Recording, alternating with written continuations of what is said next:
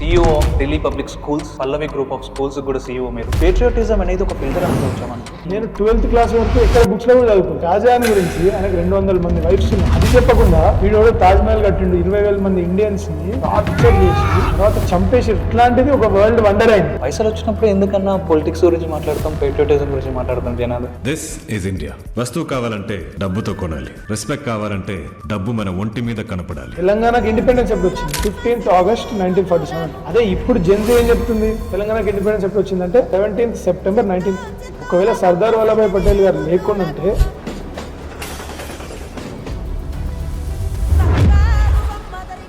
ఇవాళ మనము ఇక్కడ కూర్చొని మాట్లాడేది పాకిస్తాన్లో ఉంటుంది.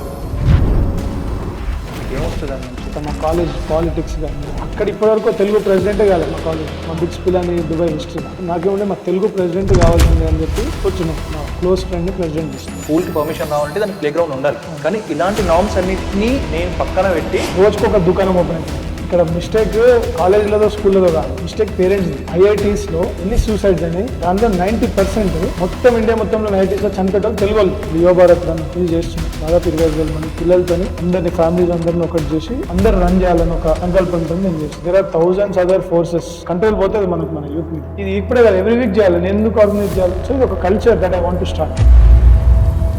ఈరోజు జియో పాలిటిక్స్ చూసుకుంటే, న్యూస్ చూసుకుంటే, ఇండియా సేఫా అనే ఒక క్వశ్చన్ మార్క్ క్రియేట్ అవుతుంది. బికాస్ ఎక్కడ ఏం జరిగినా మన పైన ఇంపాక్ట్ పడుతుంది కదా. దురంధర్ మూవీ చూసి ఉంటారు మీరు, చూసిరా దురంధర్ మూవీ? దురంధర్ మూవీలో అంటే ప్రొపగండా అంటున్నారు కదా. ఇప్పుడు వచ్చిన కొత్త న్యూస్ ఏంటంటే ప్రొపగండా దురంధర్ మూవీ. అంటే ఇప్పుడు మన దేశంలో ఎవరైతే ఇప్పుడు ఆ మూవీలో రణ్వీర్ సింగ్ తో పాటు చాయ్ తాగుకుంటూ ఆయన స్టోరీ చెప్తారు. ఒక ఆయన ఉంటాడు, వీళ్ళ బాస్. ఆయన చనిపోయినప్పుడు ఎట్లాగైతే అందరికి ఎట్లా బాధ అనిపిస్తుంది, వాళ్ళ ఫ్యామిలీస్ కూడా ఇవాళ చెప్పుకోలేవు ఆయన చనిపోయిందని. అట్లాంటి సైనికులు దేశంని వదిలేసి ఇన్ఫిల్ట్రేట్ అయ్యి మన దేశంని కాపాడడానికి వాళ్ళకి రేపు ఒక మెడల్ రాదు, ఒక ప్రైజ్ రాదు, ఏమీ రాదు. చూసుంటా 30-40 వేల శాలరీ వాళ్ళ ఫ్యామిలీస్కి వెళ్తుంది. అట్లాంటి సైనికులు ఇవాళ వేరే దేశంకి వెళ్ళి మన దేశం, మన ఫ్యూచర్, ఓన్లీ మన ఫ్యూచర్ బాగుండాలని చెప్పేసి అక్కడ అంత కష్టపడుతున్నారంటే అది మన ఆర్మీ గ్రేట్నెస్. అండ్ ఇట్లాంటి ప్లాన్ని ఇంప్లిమెంట్ చేయడంలో ఎవరైనా కావచ్చు, ఏ గవర్నమెంట్ అయినా కావచ్చు, ఇట్లాంటిది ఇంప్లిమెంట్ చేయగలిగిందంటే అది ప్రొపగండా ఎట్లా అవుతుంది? ఇవాళ ఇండియా గ్రేట్నెస్ ఆ మూవీలో చూపించినారు. కాబట్టి ఐ డోంట్ థింక్ ప్రొపగండా అంటే, నేను చెప్తా ప్రొపగండా అంటే నా ప్రకారం ఏంటంటే, మనం ఎన్ని రోజులు, నేను నా ఏజ్లో నువ్వు చదువుకున్నప్పుడు కూడా ఎక్కడ మనము మన భగత్ సింగ్ గురించో, సర్దార్ వల్లభాయ్ పటేల్ గురించో, లేకపోతే మన రాణి లక్ష్మీబాయి గురించో, లేకపోతే మన శివాజీ గురించో ఎక్కడ మన బుక్స్లో ఎక్కడ ఉండదు. అంతా టిప్పు సుల్తాన్ గురించి, లేదంటే షాజహాన్ గురించి, నిజామ్స్ గురించి, వాళ్ళ గ్రేట్నెస్ గురించి. ఇప్పుడు నిజాం అంటే ఉస్మానియా హాస్పిటల్ని కట్టిన గ్రేట్ వీరుడు అంటారు, లేదంటే ట్యాంక్ బండ్ చేసిండు మనకి అంటారు. దీని ముందు మనం ఎంతమంది గ్రేట్ లీడర్స్ ఉండే, ఎంతమంది ఇంకా ఎంత గ్రేట్ థింగ్స్ చేసారు అనేది ఎక్కడ మాట్లాడుకోరు. అది ప్రొపగండా. ఇప్పుడు వీళ్ళు ఏదైతే చూపించాలనుకుంటారో, నేనేమనుకుంటానంటే ఉన్నది ఉన్నట్టు చూపించడం ప్రొపగండా ఎందుకు అవుతుంది? అదొక అవేర్నెస్ అవుతుంది, మనందరికి తెలియాలి. ఇప్పుడున్న జెన్జీకి మన దేశం ఎలా ఉండే అండ్ ఇవాళ ఎట్లా ఉంది. ఒక 10 ఏళ్ళ కింద మనం చూసుకుంటే ఆ అజ్మల్ కసబ్ ఒక ఆరెంజ్ కలర్ చేతికి కట్టుకుంటాడు, కట్టుకొని ఒక తాయి తీసుకుంటాడు, వేసుకొని వచ్చి చనిపోయిన తర్వాత అరే వీడు కూడా హిందువే, ఒక హిందూ దీన్ని చేసిండు అని చెప్పి చేయాలని ఒక ప్రొపగండా ఒక పాకిస్తాన్ లాంటి ఒక దేశంకి ఉందంటే, అంటే మనోళ్ళు పిచ్చోళ్ళ జస్ట్ ఒక ఆరెంజ్ కలర్ బ్యాండ్ కట్టుకొని వాడు వచ్చి ఇక్కడ అటాక్ చేస్తే వాడు మనోడు అని నమ్మే సిచ్యువేషన్లో ఇండియా లేదు. ముంబై అటాక్ అయినప్పుడు మన దేశం పోయి వాషింగ్టన్ డీసీలో లేకపోతే UN లో చేతులు ఫోల్డ్ చేసుకొని రిక్వెస్ట్ చేసుకునే పరిస్థితులు ఉంది. ఇవాళ మన దేశంలో ఒక్క సైనికుడికి కూడా ఏమైనా అయిందంటే మన దేశము, మన ఆర్మీ ఎవరినారని అందరికి తెలుసు. కాబట్టి ఇవాళ ఇండియాకి దొరుకుతున్న respect is not because of just time, it is because of the decisions that have been taken. Correct టైంలో కరెక్ట్ డిసిషన్ తీసుకోవడం వల్ల చాలా విషయాలు అవుతాయి. NSG కమాండర్ ఒక ఇంటర్వ్యూలో మొన్న రీసెంట్గా నేను చూసిన, మొత్తం NSG వాళ్ళు రెడీ ఉన్నారు, ముంబైకి పోవాలి, హోమ్ మినిస్టర్ రాలేదని చెప్పేసి 4 గంటలు డిలే చేశారు. ఎవరు ఎప్పుడు ఆ గవర్నమెంట్, ఏ గవర్నమెంట్, నేను ఆ గవర్నమెంట్ మీద పర్టికులర్గా పర్సనల్గా నేను కమెంట్ చేయ, కానీ అది చాలా పెద్ద క్రైమ్ కదా, నేషనల్ క్రైమ్. టెర్రరిస్ట్ చేసిన దానికంటే వీడు చేసింది ఇంకా పెద్ద క్రైమ్ కదా. సో అట్లా చాలామంది చూసి ఇవాళ India is at the top. So propaganda ఉండడం తప్పేముందంట. నేను ఏముంది మూవీలో, మన ఉమెన్ ఎట్లా జాగ్రత్తగా ఉండాలో దాని గురించి అవేర్నెస్ ఉంది, దానిలో తప్పే ఉంది. ఆర్ లేకపోతే ఇంకేమైనా మూవీస్ అన్న తీసుకోండి. ఏదున్నా కూడా ఇప్పుడు కొరియన్ వెబ్ సిరీస్లు కానీ వెస్టర్నైజ్ మూవీస్ కానీ అవన్నీ ఏం చూపిస్తున్నాయి మనకి, ఫ్యామిలీ వాల్యూస్కి దూరంగా వెళ్ళండి, ఫ్యామిలీస్ని వదిలేయండి, పెళ్లి చేసుకోవద్దు, ఆ పెళ్లి చేసుకుంటే 4-5 మెయింటైన్ చేసుకుంటుండొచ్చు, ఇట్లాంటి కల్చర్ని foreign movies, web series, Netflix వీళ్ళందరూ మనకు నేర్పిస్తున్నప్పుడు మనం ప్రొపగండా మూవీస్ ఎందుకు తీయొద్దు? మన కల్చర్ గురించి ఆర్ మనం చేస్తున్న కరెక్ట్ థింగ్స్ గురించి మనం చెప్పుకోకపోతే వాళ్ళు చెప్పిందంతా పిల్లలంతా రుద్దుకొని మన యూత్ అంతా అట్లనే అయిపోతారు. మరి ఇప్పుడు ఆ కొరియన్ డ్రామాని చూసుకుంటే నేను కూడా ఆ కొరియన్ డ్రామాలో ఒక క్యారెక్టర్ లాగా ఆలోచించి okay it might be good, there is నా అది బ్యాడ్ అని నేను చెప్పా, గుడ్ కాబట్టే అంతమంది చూస్తున్నారు. కానీ దాని నుంచి మనం ఏం నేర్చుకోవాలి, మనం కల్చర్ నుంచి మనం ఏం నేర్చుకోవాలని మనం చెప్పాలి. ఈవెన్ బాహుబలి కావచ్చు, ఇట్లాంటి గ్రేట్ మూవీస్ తీస్తున్నందుకే అందరు ఇండియాని చూస్తారు, అంతే కదా. ఎగ్జాక్ట్లీ. సో ప్రొపగండా తప్పేముంది అంటే, నేను ప్రొపగండా అనే తప్పేముంది. దుబాయ్లో చేశారు కదా గ్రాడ్యుయేషన్, అండర్ గ్రాడ్ దుబాయ్లో చేసిన. సో ఆ టైంలో ఎట్లుంటుంది లైఫ్ దుబాయ్లో? ఫుల్ చిల్లా అబ్బీ come to Dubai. First semester చిల్లుండే, ఫస్ట్ సెమిస్టర్ తర్వాత పారిపోయి వచ్చేద్దాం అనుకున్నాను ఇండియాకి. అంటే ఫస్ట్ సెమిస్టర్లో అనిపించింది నాకు యాక్చువల్గా సిబిఐటీలో చదువుకోవాలని ఉండే, అంటే నాకు NYUలో కూడా సీట్ వచ్చింది. ఓకే. కానీ ఎవరో ఆస్ట్రాలజర్ వచ్చి మా మమ్మీకి అరే లేదు వీడు దేశం సముద్రాలు దాటిపోతే వీడు మళ్ళీ రాడని చెప్పి చెప్తే నేనేం చేసిన, సరే లేదు ఎక్కడికి వెళ్ళాలంటే దుబాయ్ ఆర్ సిబిఐటీ అంటే సరే దుబాయ్కి వెళ్ళి చదువుతాను వచ్చి. ఫస్ట్ సెమిస్టర్ తర్వాత నాకు పెద్ద పర్పస్ అనిపించలేదు ఇంజనీరింగ్ డిగ్రీతో, నేను వచ్చేస్తాను. తర్వాత ఇంకొక సెమిస్టర్ చూడు నీకు నచ్చకపోతే వచ్చేసి అన్నారు మా ఫాదర్. ఇంకో సెమిస్టర్లో ఏమైంది, స్పోర్ట్స్ కానీ తర్వాత మా కాలేజ్ పాలిటిక్స్ కానీ ఇవన్నీ ఉంటాయి కదా, ఇవన్నీ బాగా నచ్చినాయి. నచ్చి ఇంకా సరే ఈ కాలేజ్లో అక్కడ ఏముండే అంటే 80% మలయాళీస్ ఉంటారు, 10% తెలుగు ఉంటారు, 70% మలయాళీస్ ఉంటారు, 10% నార్త్, 10% తెలుగు ఉంటారు. ఓకే. అక్కడ ఇప్పటివరకు తెలుగు ప్రెసిడెంటే కాలే మా కాలేజ్లో, మా బిట్స్ పిల్లని దుబాయ్ హిస్టరీలో. నాకేమంటే మా తెలుగు ప్రెసిడెంట్ కావాల్సిందే అని చెప్పి కూర్చున్నాయి. అందరికి చెప్తే నవ్వేటోళ్ళు, అరే మీ వాళ్ళు ఎంతమంది ఉన్నారా ఎడికెళ్ళి అవుతారు మీరు. మలయాళీ ఏంటంటే బాగా యూనిటీ ఉంటుంది, దే ఆర్ వెరీ యూనైటెడ్. ఎక్కడైనా కేరళకు పోండి మీరు, ఏడకి US UKకి పోయినా కూడా Malayalis are very strong community. So ఇక ఏం చేయాలి అని చెప్పి లాస్ట్కి మా Telugu president, I was not eligible, నా అకాడమిక్ దీనివల్ల నేను ఎలిజిబిలిటీ నాకు లేకుండే. కానీ ఒక తెలుగు ప్రెసిడెంట్ని నా క్లోజ్ ఫ్రెండ్ని ప్రెసిడెంట్ చేసిన తర్వాత నుంచి ఇప్పటివరకు ఆ తెలుగు ప్రెసిడెంట్లే నడుస్తున్నారు మొత్తం. సూపర్. సో నా కాలేజ్ లైఫ్ మొత్తం it was all college activities, politics, sports in a very big way. స్పోర్ట్స్లో మ్యారడోనాని మా కాలేజ్కి తీసుకురావాలని చెప్పి మ్యారడోనాని కాలేజ్కి తీసుకొచ్చినాం, డ్వేన్ బ్రౌన్ తీసుకొచ్చినాం, గ్రేల్, తర్వాత సానియా మిర్జా, ఇట్లా వీళ్ళందరినీ తీసుకొచ్చి మీ కాలేజ్లో చాలా పెద్ద ఇన్స్టిట్యూట్ మొత్తం వరల్డ్స్ లార్జెస్ట్ స్టూడెంట్ కాంపిటీషన్ చేస్తుండే మా దగ్గర. సో అట్లా బాగా మంచి, it was all good learning experience. ఇవాళ స్కూల్స్లో కానీ చూసుకుంటుంటే it really help me more than నా ఇంజనీరింగ్ డిగ్రీలో నాకు ఏమొచ్చిందంటే ఒక పేపర్ వచ్చింది అంతే, ఇంకేం రాలే. కానీ ఆ కాలేజ్ ఇదందిట్లో చాలా మంచి ఎక్స్పీరియన్స్ వచ్చింది. ఒక 200 మంది స్టూడెంట్స్ని తీసుకొని వచ్చి వాళ్ళని ట్రైన్ చేసి మరి ఒక స్పోర్ట్స్ పర్సన్స్గా మార్చినారు అని, వాట్ ఈస్ ద రీజన్? అంటే ఏంటి స్టోరీ ఏంటి అది?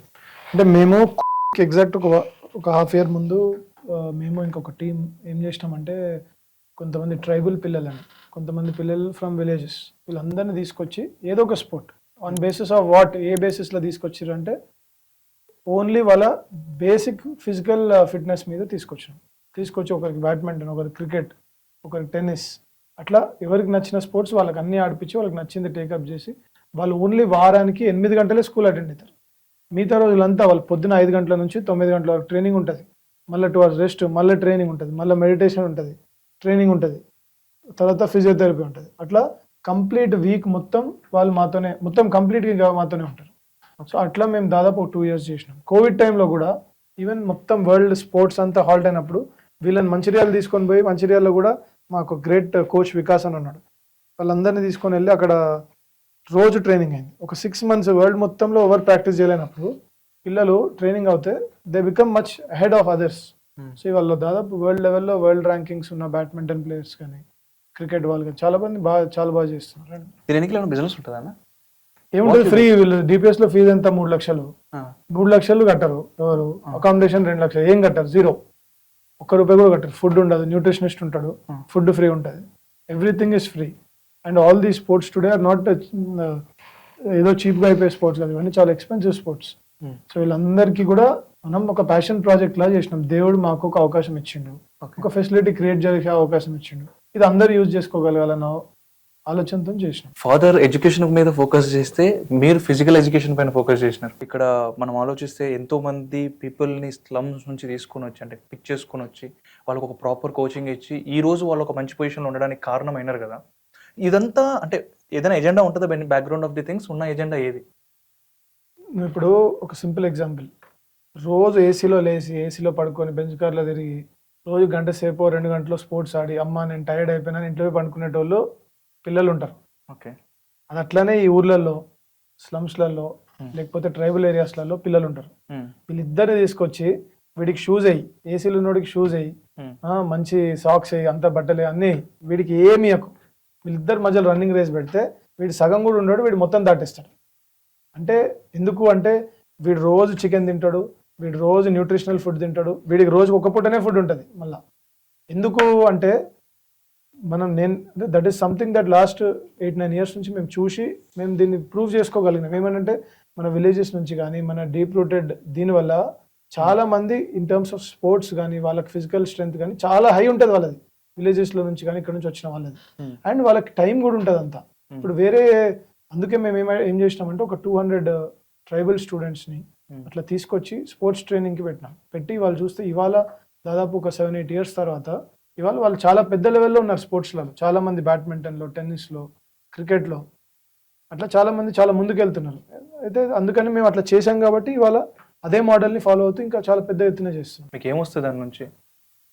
అంటే ఇప్పుడు ఆ ధోని మూవీలో వాళ్ళ పంజాబీ ఒక ఫ్రెండ్ ఉంటాడు, ఆయన ఏమంటాడు, రోజు కాల్ చేస్తుంటాడు ఆ ఎస్ఎస్ స్పోర్ట్స్ ఆయనకి, బ్యాట్స్ కిట్స్ స్పాన్సర్ చేయి అని చెప్పి అడుగుతుంటాడు రోజు ఫోన్ చేసి. ఒకరోజు ఆ ఫ్యాక్టరీకి వెళ్ళి రిక్వెస్ట్ చేస్తాడు, వాడి కోసం నువ్వెందుకు అడుకుంటున్నావు, వాడి పేరేంటి? ధోని. ధోని. వాడు ఆడినప్పుడల్లా నేను ఆడినట్టు సంతోషపడతాను. ఇప్పుడు ధోని వాళ్ళ ఎవరైతే క్లోజ్ ఫ్రెండ్స్ ఉన్నారో వాళ్ళందరికీ కూడా, బికాజ్ ధోని ఈజ్ అకాడమీ మేమే మేనేజ్ చేస్తాం హైదరాబాద్, తెలంగాణ.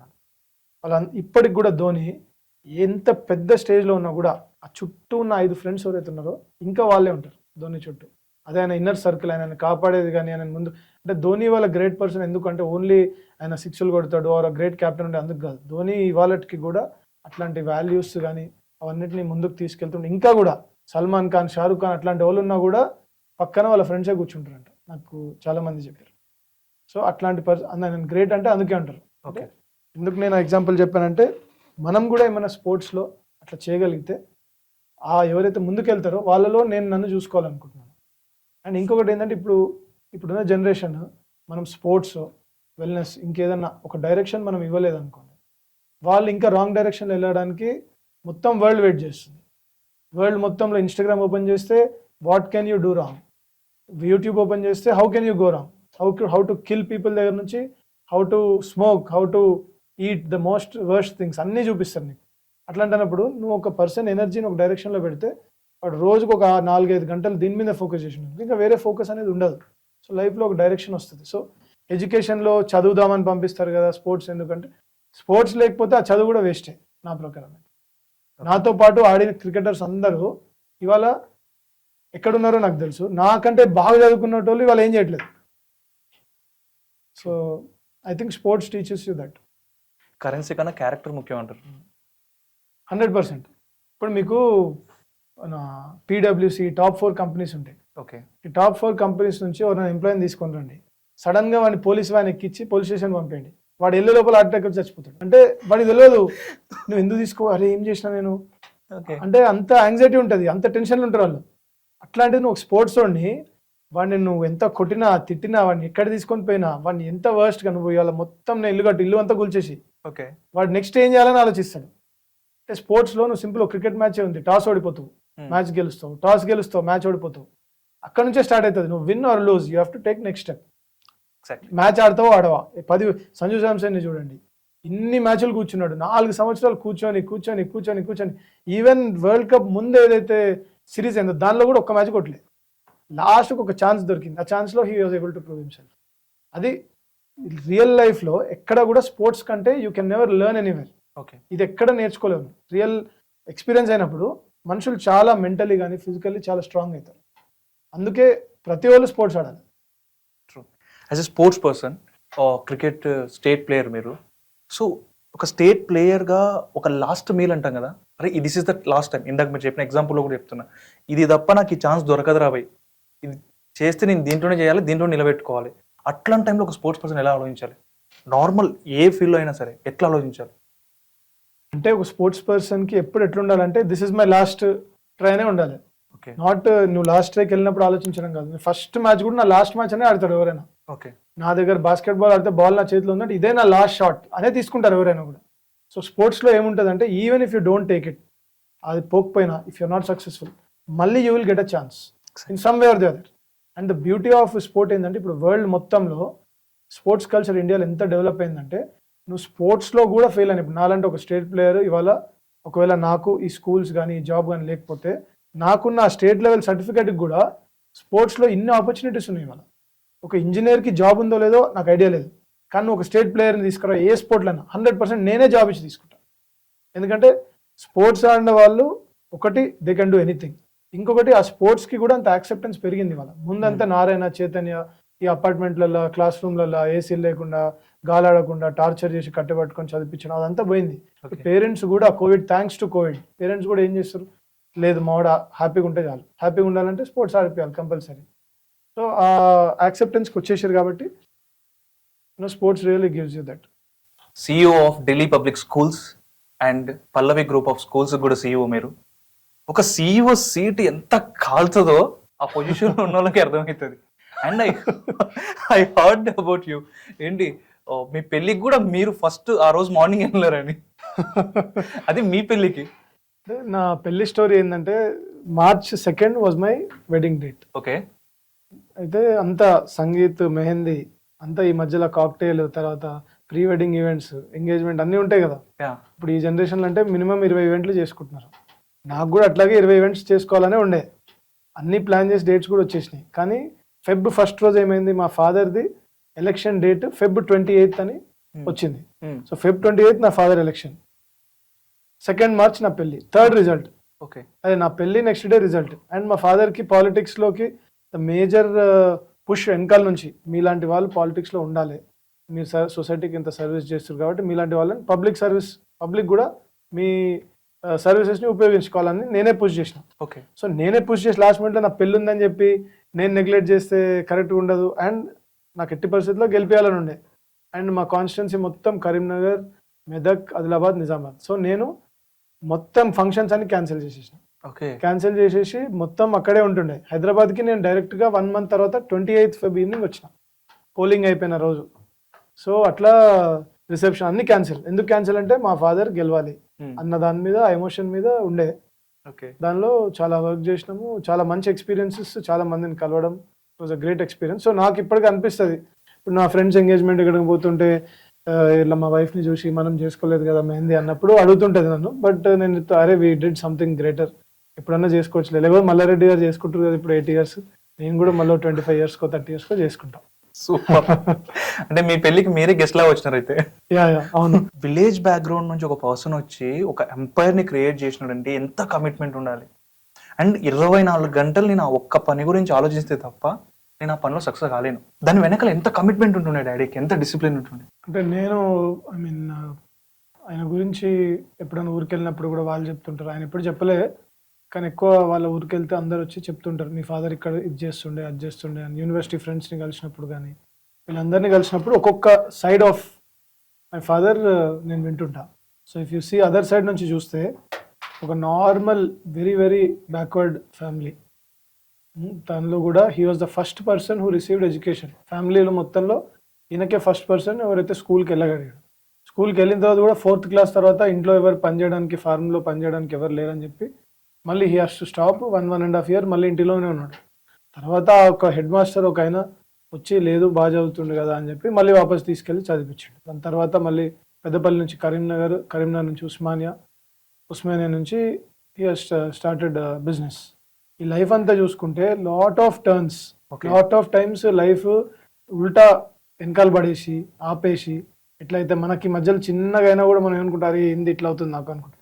కానీ ఈ పర్సన్ లైఫ్ మొత్తం ఉల్టా తిరిగింది. ఉల్టా తిరిగినా కూడా లేదు సంథింగ్ ఇస్ దేర్ అని చెప్పి ఒక స్టెప్ ముందుకేసిండు. ఈవెన్ బిజినెస్లో కూడా మేము father was into big time real estate. ఇక్కడ మహీంద్రా హిల్స్ కానీ, ఓకే. జూబ్లీహిల్స్లో ఎమ్మెల్యే ఎంపీ కాలనీ కానీ, కాజాగూడలో కానీ, ఆల్మోస్ట్ సిటీలో షాల్గానా నగర్ అని చెప్పి, మినర్వా కాంప్లెక్స్ అని one of the iconic towers in the city.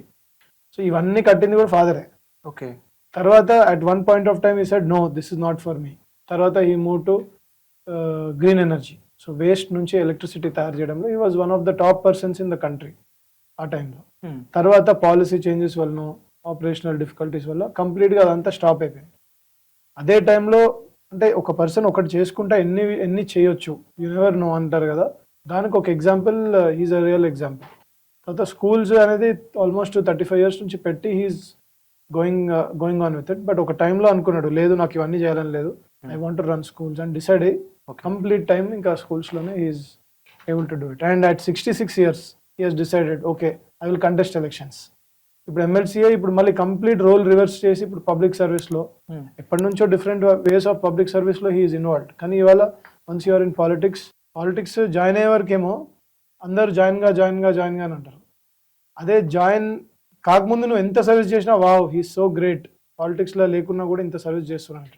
అదే ఒక్కసారి ఒక పార్టీ రంగు అంటుకున్నా, ఇంకేదని అనుకున్నా, అరే ఇదంతా పాలిటిక్స్ కోసమే చేస్తున్నాను అంటారు. సో ఆ డిఫరెన్స్ అనేది చాలా ఇది. నేను ఇన్ని రోజులు ఏది ఎక్స్పెక్ట్ చేయకుండా చాలా మందికి, ఇప్పుడు ఎవరన్నా పేరెంట్స్ చనిపోతే వాళ్ళ పిల్లలకి మనం ఫ్రీగా ఎడ్యుకేషన్ చెప్పినాం కోవిడ్ నుంచి. ఆర్మీ వాళ్ళు కానీ ఎవరైనా కంట్రీ కోసం లైఫ్ ఇస్తే వాళ్ళందరికీ ఫ్రీ ఎడ్యుకేషన్ మన స్కూల్స్, ఈ స్కూల్ అని కాదు ఏ స్కూల్ అయినా. సో అట్లాంటివి చేసి మేము పాలిటిక్స్కి వచ్చేసరికి ఇప్పుడు ఇన్ని రోజులు ఏముంటుంది, స్కూల్ ఓనర్ అనగానే అందరూ అడ్మిషన్ కావాలి, డిస్కౌంట్ కావాలని ఫోన్లు చేస్తారు. పాలిటిక్స్ జాయిన్ కాగానే తిట్టడం స్టార్ట్ చేస్తారు.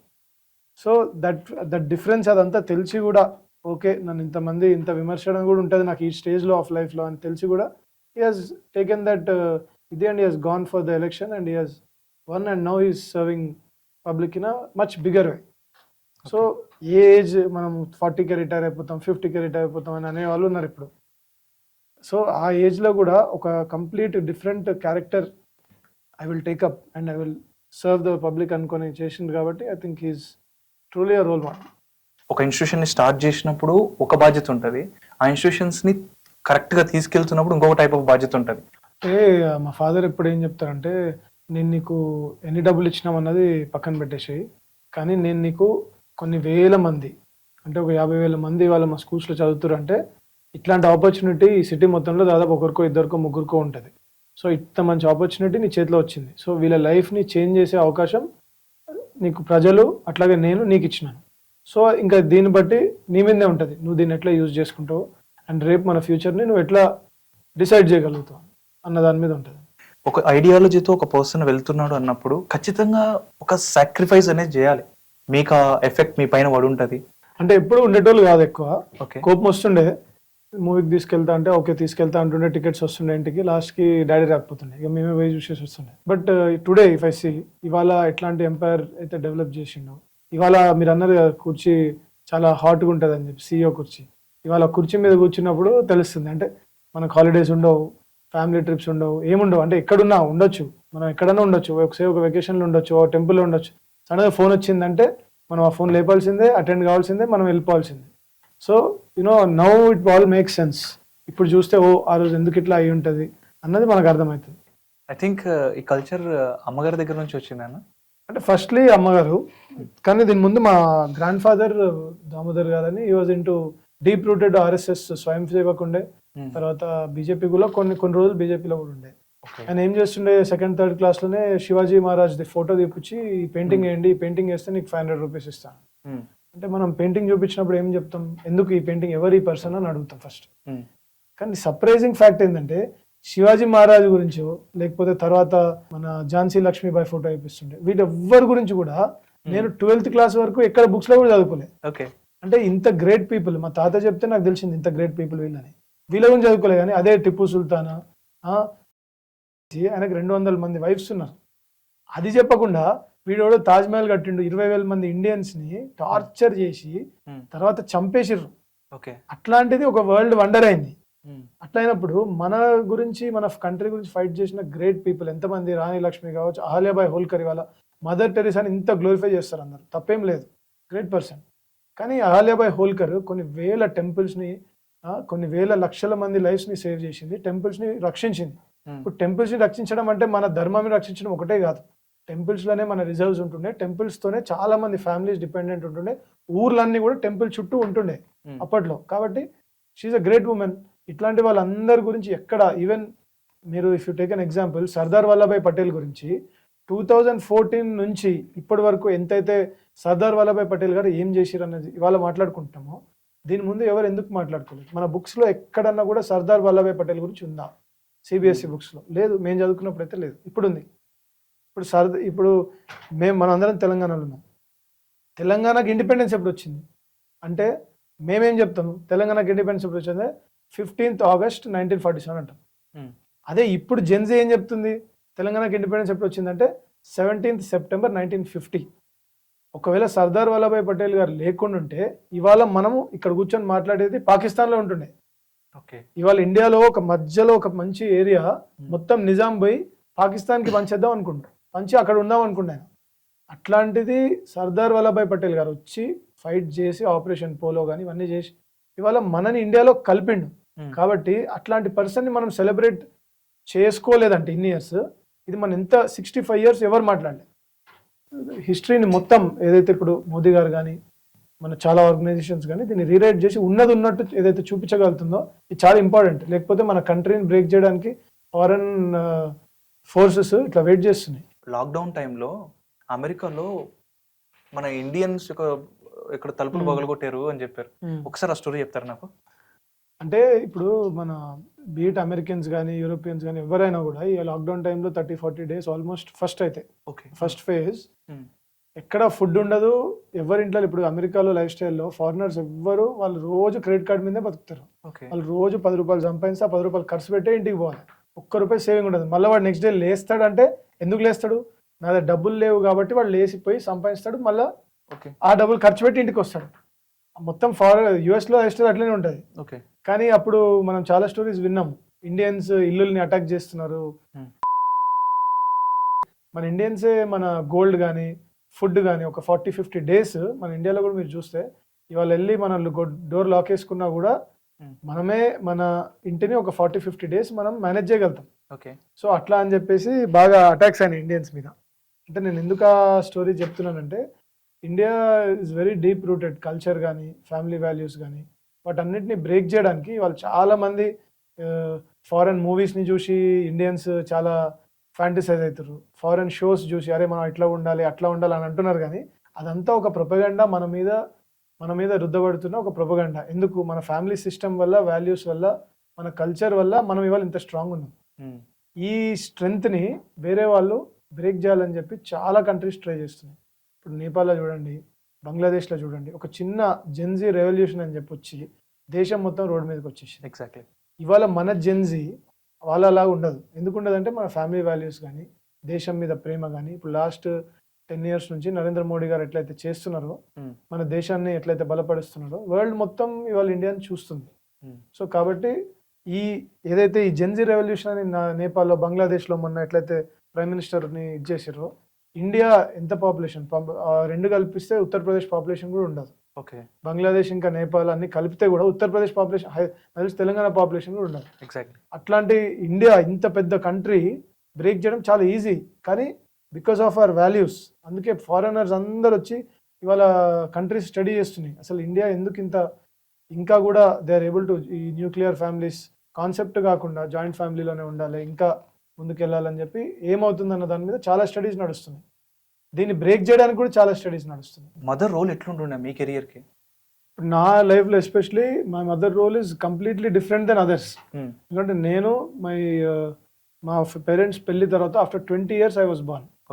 So before I was born there were 7 prematured kids పుట్టి చనిపోయారు. ఈ ఏజ్లో when people are Gen Z or people are talking about 1 kid or no kids కాన్సెప్ట్లో డిస్కషన్ మాట్లాడుతున్నప్పుడు మా mother almost 7 times she has tried. 8th time I was there. So she has కంప్లీట్గా health అంతా sacrifice చేసి no I want to you know అన్నీ నేను వచ్చిన తర్వాత ఇంకా ఎట్లా చూసుకుంటారు, ఇంకా నన్ను చాలా స్ట్రిక్ట్గా వీడే అని చెప్పి they were very extremely strict with me in terms of my education కానీ లేకపోతే ఏదున్నా కూడా చాలా బాగా చూసుకున్నారు. అది ఒక పక్క అడ్వాంటేజ్ కూడా కదా. అంటే ఒక్క పైలోడు మనకున్నది గారాబం చేయాలి అట్లా అనిపిస్తుంది అంటే అట్లా చేయాలని చేయొచ్చు. ఓకే. బట్ అట్లా వీళ్ళే అంటే నేను హార్డ్లీ నాకు ఎంత ఫీవర్ ఉండి 104 ఫీవర్ ఉన్నా కూడా నేను స్కూల్కి వెళ్ళేటోండి, స్కూల్కి పంపించేటోళ్ళు. నేను ఏదన్నా చిన్న ఇది చేసినా కూడా బాగా దెబ్బలు పడేటివి నాకు. సో చాలా స్ట్రిక్ట్గా పెంచారు ఇప్పటికి కూడా.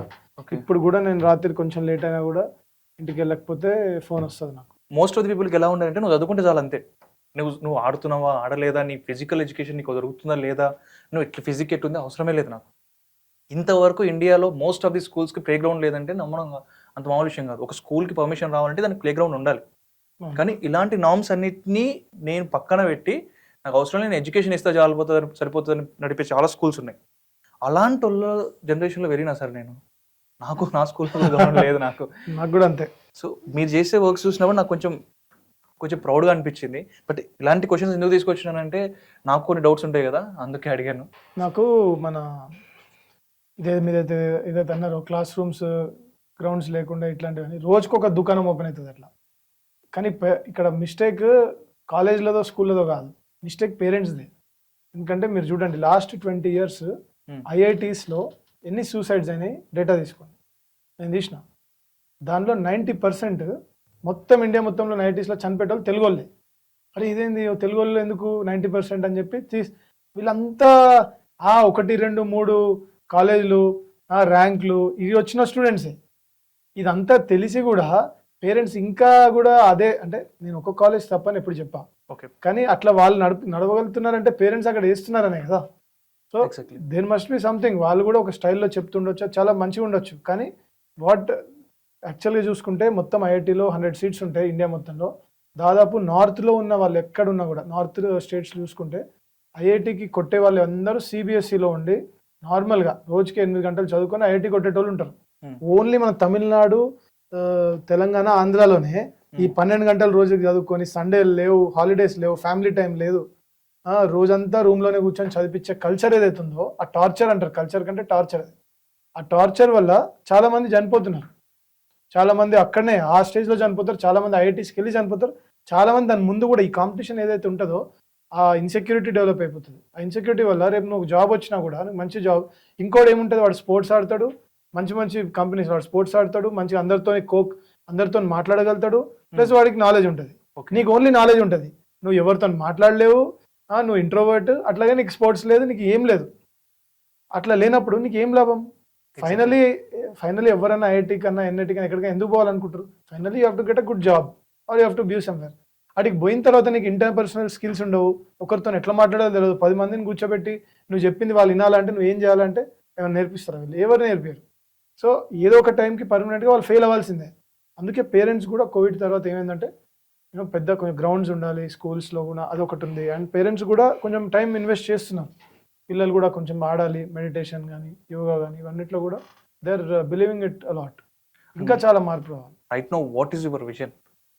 నీకు ఫస్ట్ క్వశ్చన్లో ఒక ఎగ్జాంపుల్ చెప్పిన, నా పెళ్లి డిసైడ్ అయిపోయి అన్ని డేట్స్ డిసైడ్ అయిపోయాక కూడా అప్పుడు ఆ మూమెంట్లో ఏముండే, పెళ్లి was the most important thing. తర్వాత మా ఫాదర్ ఎలక్షన్ డేట్ రాగానే నేను పెళ్లి గురించి 1 second కూడా ఆలోచించలేదు. నా మొత్తం ఎనర్జీ, నా మైండ్, నా థాట్ ప్రాసెస్ మొత్తం వాజ్ టువర్డ్స్ ఈ ఎలక్షన్ గెలవాలంటే మనం ఏం చేయాలి. దాని మీద నేను ఏం చేసిన అన్నది అందరికీ తెలుసు. సో ఏదున్నా కూడా మల్టిపుల్ థింగ్స్ చేయడానికి తప్పలేదు. కానీ మన టార్గెట్ ఏముంది, ఇప్పుడు యువ భారత్ రన్ ఉంది, ఇది చేస్తున్నాం. దాదాపు 25,000 మంది పిల్లలతోని అందరినీ, ఫ్యామిలీస్ అందరిని ఒకటి చేసి అందరు రన్ చేయాలని ఒక సంకల్పంతో నేను చేస్తున్నాను. మరి నీ బిజినెస్ లేదా, లేదంటే నీ పాలిటిక్స్ ఏముంది, లేకపోతే నువ్వు ఏం చేస్తున్నావు, ఎందుకు ఇది చేస్తున్నావు అంటే, ఇది చేస్తే అందరు ఫ్యామిలీస్, ఈ మధ్యలో ఫ్యామిలీస్ అందరు ఎక్కడ కలుసుకుంటున్నారు కళ్యాణ్ చెప్పు, ఏదో మూవీస్లో కలుసుకుంటారు, లేకపోతే ఇంట్లో వెబ్ సిరీస్లో చూస్తారు, లేకపోతే అసలు ఒక 2 bedroom అపార్ట్మెంట్లు ఉన్నా కూడా కొడుకు రూమ్లో ఉంటాడు, కూతురు రూమ్లో ఉంటుంది, పేరెంట్స్ బయట ఉంటారు, లేదా పేరెంట్స్ కూడా ఒకరు లోపల ఉంటారు, ఒకరు బయట ఉంటారు, ఒకరు కిచెన్లో ఉంటారు. కాబట్టి there is no any bonding, ఏమీ లేదు. ముందేముంటుండే, సరే మన పండుగలకో దానికో దీనికో అట్లీస్ట్ కలుసుకుంటుండే. So my interest Yuva Bharat run ఎందుకు చేస్తున్నాము అని మీరు అడిగితే, అందరూ ఫ్యామిలీ, పిల్లోడు అట్లాగే పేరెంట్స్ అట్లాగే వాళ్ళ ఫ్యామిలీ అందరు రన్ వచ్చి ఏదో ఒక యాక్టివిటీ చేయాలి. They have to run, and running in a big way take up చేద్దామని ఒక ఆలోచనతో దీన్ని ఆర్గనైజ్ చేస్తున్నాం. మన ఎంటైర్ ఫ్యామిలీ స్ట్రక్చర్ని, మన గ్రేట్నెస్ని, మన ఫ్యామిలీ వాల్యూస్, బాండింగ్ ఎట్లా ఉండేదో అది మనం ఇప్పుడు చెప్పలేదు అనుకో వీళ్ళకి. There are thousands other forces ఇక వాళ్ళకి అది వాళ్ళ కంట్రోల్ పోతుంది మనకు మన యూత్ మీద. సో అందుకే ఫ్యామిలీ అందరు కలిసి ఒక యాక్టివిటీ వైపు తీసుకెళ్తే వాళ్ళ ఎనర్జీ అంతా వాళ్ళ ఫోకస్ అక్కడ ఉంటుంది. And they will also understand the blessing of what family. ఇప్పుడు మనం దేశం బయటికి వెళ్ళి చదువుకుంటే, నేను దుబాయ్లో చదువుకున్నా, కొంతమంది నా ఫ్రెండ్స్ ఉంటుండే, వాడికి ఫాదర్ ఉండడు, మదర్ ఉండడు, డబ్బులు ఉంటాయి అకౌంట్లో, వాడు జల్సా చేస్తుంటాడు, తిరుగుతుంటాడు. ఆ జల్సా చేసేటోడికి కూడా ఆ జల్సా మీద ఇంట్రెస్టే ఉండదు. అరే నీకు ఫాదర్ మదర్ ఫోన్ చేస్తుంటారు అప్పుడప్పుడు, నీకు ఇన్ని ఫ్యామిలీ వాల్యూస్ ఉన్నాయి. కొంతమంది ఫాదర్ మదర్ ఉంటారు, ఫోన్ కూడా చేయరు, ఓన్లీ అకౌంట్లో డబ్బులు వేస్తారు అంతే. సో ఎవరికైతే అది లేదో వాళ్ళకి ఆ వాల్యూ తెలుసు కాబట్టి, ఎవరికైతే ఇంత మంచి ఒక కల్చర్ కానీ మన ఇది ఉంది, సివిలైజేషన్ ఉంది కాబట్టి దీని గురించి మనం చెప్తే ఏంటంటే, ఇప్పుడు చాలామంది ఏమంటున్నారు, స్క్రీన్ టైం గురించి చాలా డిస్కషన్ నడుస్తుంది. ఈ స్క్రీన్ టైంకి దూరంగా ఎట్లా వెళ్ళిపోవాలి మనం అన్న డిస్కషన్ నడుస్తుంది. నా ఐడియా కూడా అదే, స్క్రీన్ వదిలేసి, టీవీలో వదిలేసి, ఇల్లు వదిలేసి, పడుకోకుండా పొద్దున్నే లేసి ట్యాంక్ బండ్ చుట్టూ ఉరకాలన్నారు. ఇది ఇప్పుడే కదా, ఎవ్రీ వీక్ చేయాలి. నేను ఎందుకు ఆర్గనైజ్ చేయాలి? అందరు వాళ్ళంతకు వాళ్ళు అనుకుని రావచ్చు కదా. సో ఇది ఒక culture that I want to start. 45 days నుంచి ఎవ్రీ డే దాదాపు మా స్కూల్సే కాకుండా అందరు పార్టిసిపేట్ చేస్తారు. ఆ ఫైనల్ డేస్ ఆ ఫినాలే అంతే, where we're awarding their hard work. కానీ దీని ముందుకెళ్తే ఎవ్రీ వీక్ కూడా ఆర్ ఎవ్రీ మంత్ ఏదో ఒక ప్రోగ్రామ్ వాళ్ళంతకు వాళ్ళే కూడా చేసుకోగలగాలి. తర్వాత కొన్ని స్కూల్స్ ఉన్నాయి, సరస్వతి శిశు మందిర్ స్కూల్స్ అని, ఆర్ఎస్ఎస్ ఒక దాదాపు 25-30 వేల స్కూల్స్ నడుపుతుంది దేశం మొత్తం. అది ఆ సరస్వతి శిశు మందిర్ ఎవరు నడుపుతారు అంటే చాలా మందికి తెలియదు. కానీ సరస్వతి శిశు మందిర్లో ఎట్లాంటి స్టైల్ ఆఫ్ ఎడ్యుకేషన్ ఉంటుందో, సరస్వతి శిశు మందిర్ ఎట్లాంటి, మేము ఇప్పుడు మా స్కూల్స్లో కూడా మేము స్టడీ చేస్తున్నాం. అసలు ఎంత ఆర్గనైజ్డ్గా దేశభక్తి మీదన, మన ఫ్యామిలీ వాల్యూస్ మీద, కరెక్ట్ వే ఆఫ్ ఎడ్యుకేషన్ మీద చాలా మంచి వేలో వాళ్ళు చెప్తున్నారు. సో దాన్ని చూసి కూడా నాకు చాలా, ఆ స్కూల్స్ కూడా విజిట్ అయినప్పుడు నేను చాలా నేర్చుకున్నాను. ఈవెన్ మన ఏబీవీపీ అనే ఆర్గనైజేషన్, ఏబీవీపీలో కూడా స్టూడెంట్స్ని, ఇప్పుడు స్టూడెంట్స్ అదే ఎర్లీ టైంలోనే ఏ డైరెక్షన్లో తీసుకుంటారు, it might be good, it might be bad. అదే డైరెక్షన్లో స్టూడెంట్స్ ఉన్నప్పుడు మన దేశం మీద ప్రేమ పెంచుకోవాలి, మనం ఏది చేసినా ఒక నేషనలిస్టిక్ ఫీలింగ్ అనేది ఉండాలి అని చెప్పి ఏబీవీపీ అనే ఆర్గనైజేషన్ చాలా లక్షల మంది కార్యకర్తలు కూడా ఉన్నారు. అండ్ నేను చాలా అట్రాక్ట్ అయినా.